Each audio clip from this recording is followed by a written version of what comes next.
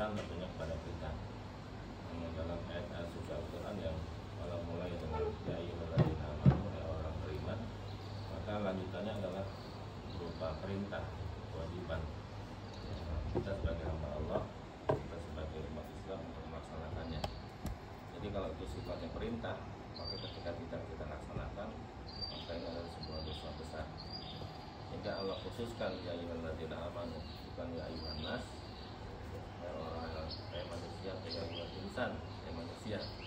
Tapi ini adalah ya ayyuhalladzina amanu, orang-orang beriman. Ini adalah dikhususkan untuk orang-orang beriman agar apa? Agar kutiba alaikumusiyam, bahwa kita diperintahkan untuk menegakkan siam, saum di bulan suci Ramadan. Sebagaimana Allah perintahkan pada orang-orang sebelumnya agar kita bertakwa, kita mendapatkan ketakwaan di sisi Allah Subhanahu wa taala. Jadi kalau memang kita di setiap Jumat khotib berpesan ya ayyuhalladzina amanu taqullaha haqqa tuqatih, maka kewajiban kita adalah sebagai orang beriman untuk bertakwa kepada Allah Subhanahu wa taala.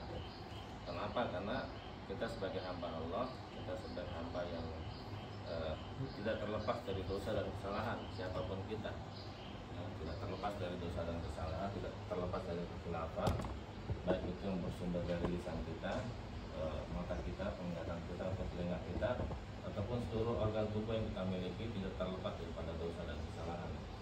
Oleh karenanya ini menjadi penting untuk kita sadari bahwa Allah khususkan bulan suci Ramadan ini bulan untuk kita melaksanakan tazkiyatun nafs, membersihkan diri kita dari berbagai macam dosa dan kesalahan. Allah sebagai sosok yang kita yakini sebagai orang yang bukan orang sosok yang bukan sosok zat yang memberi rezeki, zat yang murah dan maha penyayang, menyadari ya bahwa kita sebagai hamba manusia adalah hamba yang baik. Dan kalau tidak ada turun yang Rahman dan Rahim dari Allah, maka semua hamba ciptaan Allah masuk neraka. Maka oleh karenanya Allah memberikan sebuah fasilitas kepada kita sebagai hamba Allah untuk melakukan tazkiyatun nafs, membersihkan diri kita, baik yang skalanya harian, maka akan ada semacam peluang kita untuk melaksanakan taubatan, beristighfar, memohon ampunan di sepertiga malam terakhir. Itu kalau memang skalanya ada skala harian.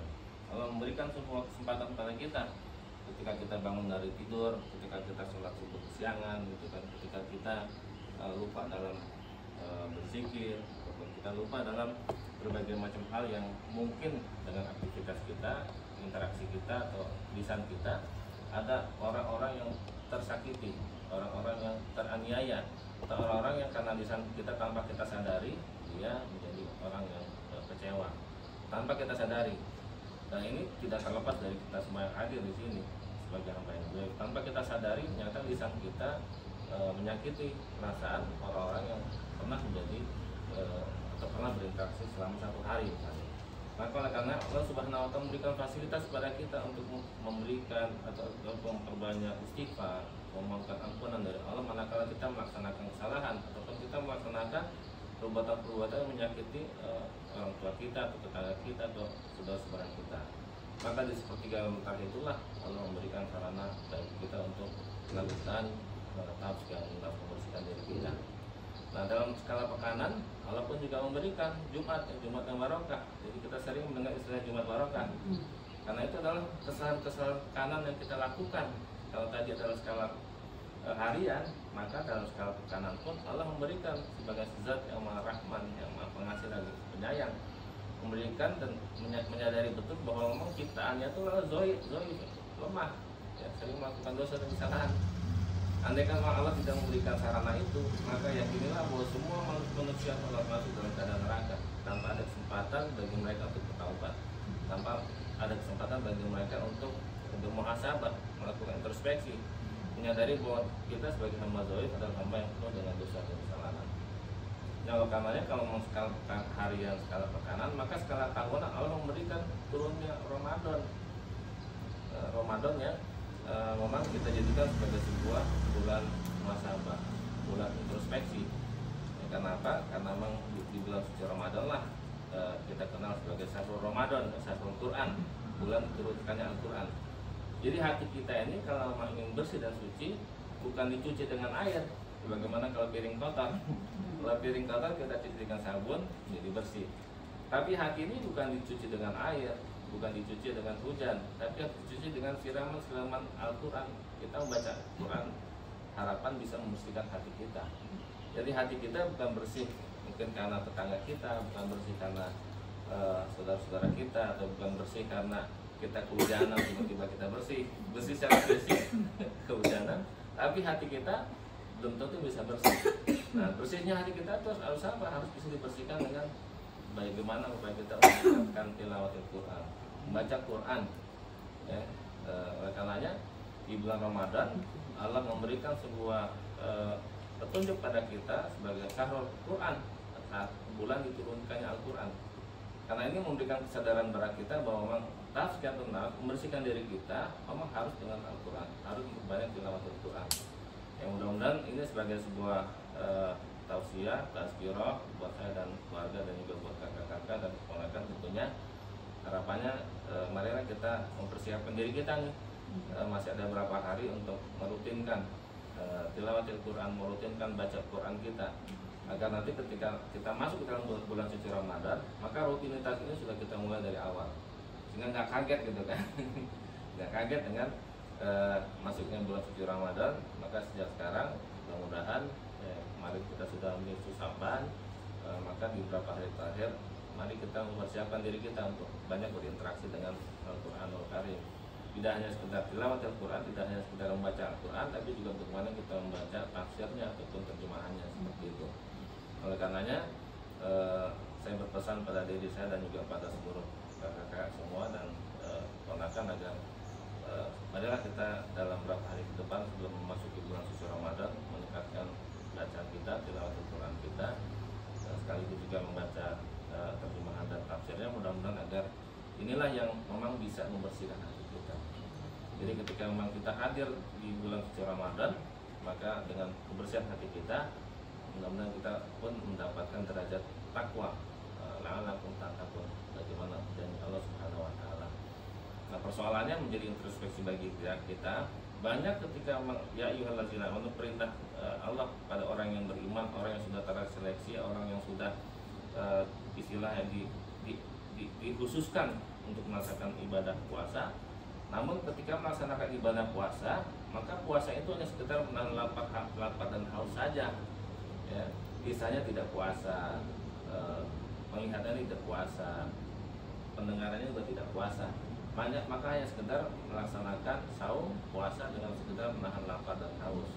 Kita tidak mengisi pada saat kita berpuasa dengan tadi tilawatul Quran, memperbanyak sholat sunnah, memperbanyak infak dan sedekah, memperbanyak juga memberikan orang yang berbuka pada saat saum. Tapi kalau hanya sekedar berpuasa, maka ini perlu untuk kita garis bawahi. Jangan-jangan puasa kita hanya sekedar menahan lapar dan haus saja. Mudah-mudahan tidak.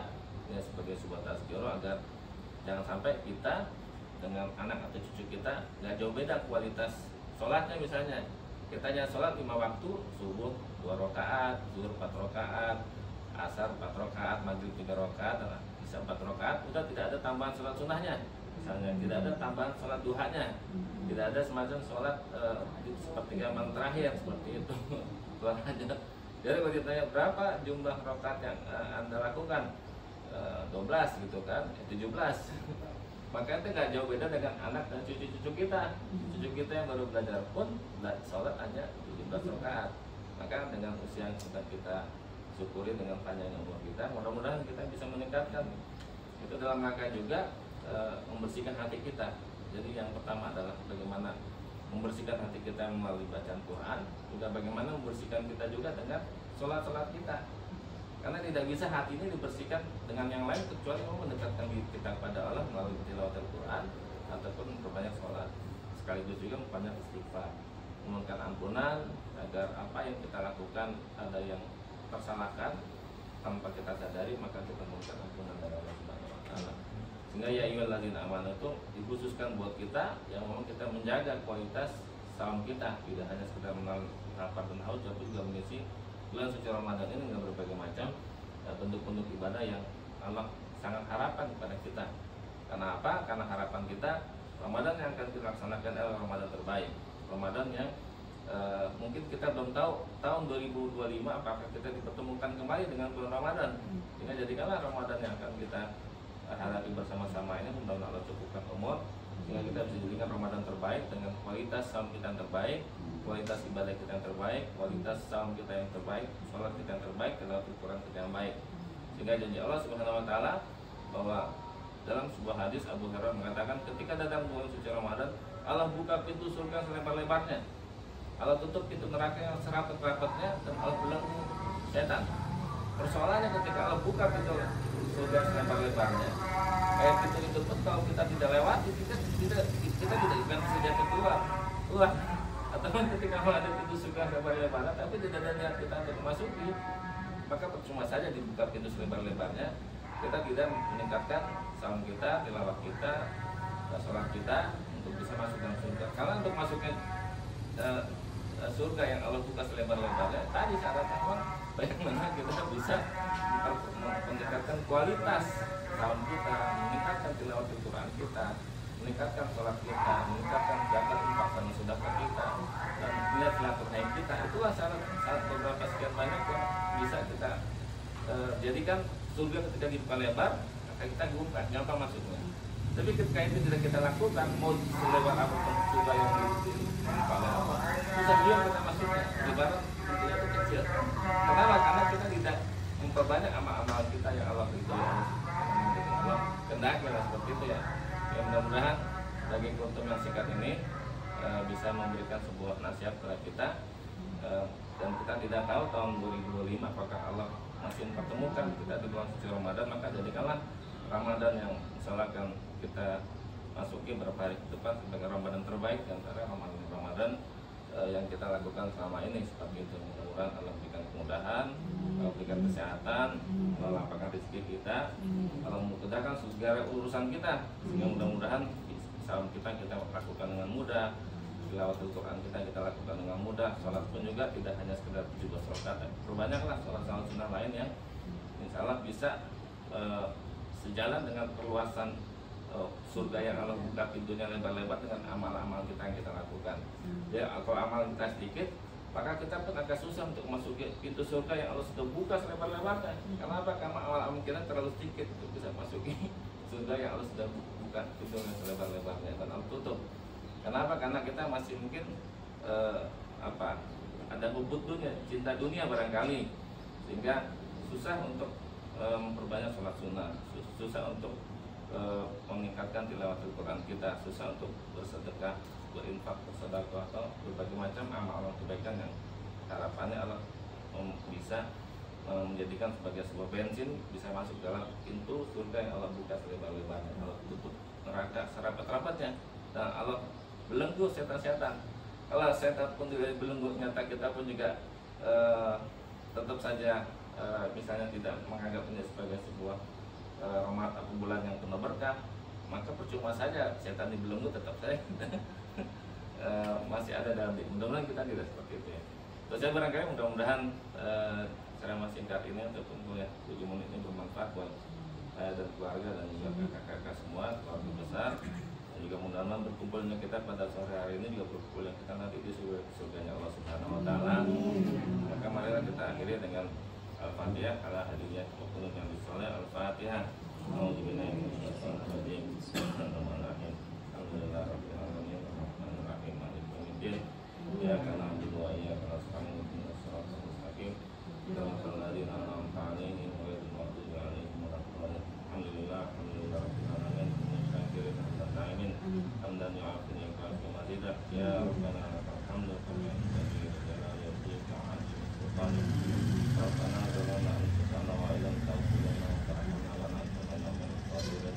Rabbana ighfir lana wa liikhwanina alladhina sabaquna bil iman wa la taj'al fi qulubina ghillan lil ladzina amanu rabbana innaka ra'ufur rahim. Rabbana atina fid dunya hasanah wa fil akhirati hasanah wa qina adzabannar. Subhana rabbika rabbil izzati 'amma yasifun. Salamun 'alal mursalin walhamdulillahi rabbil alamin. Allahumma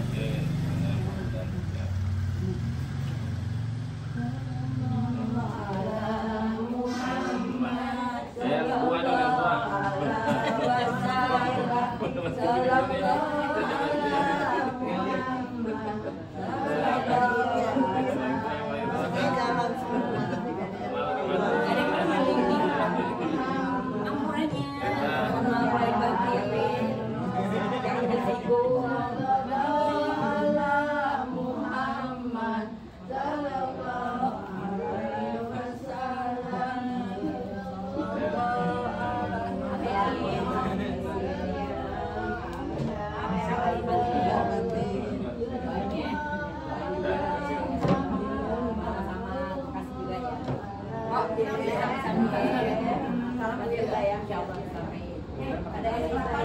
Salam apa enggak ya?